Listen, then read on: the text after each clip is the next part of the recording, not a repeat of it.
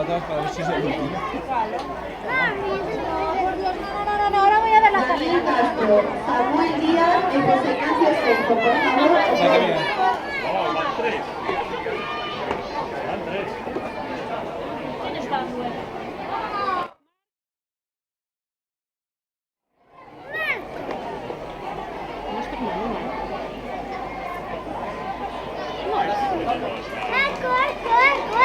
Mateo, Marco, Mario. Mario, eso.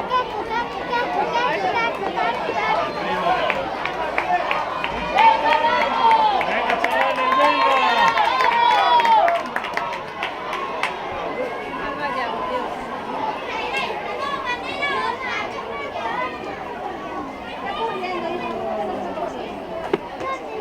Es el niño 14 más rápido de toda Galicia en correr 2 minutos, que ya es mucho. Ahí vean, ahí vean.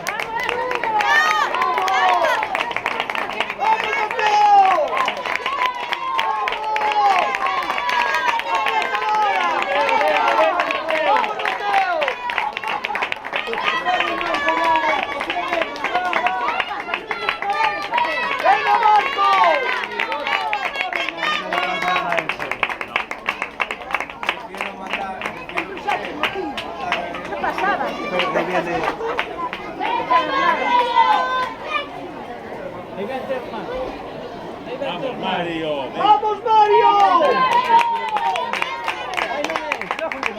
¡Venga, Mario!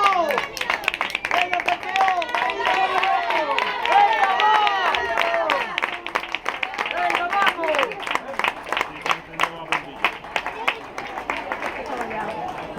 Xa hai dúas voltas que Non chega a querer, pero chegou a meter, tiña forza, xa un poquinho.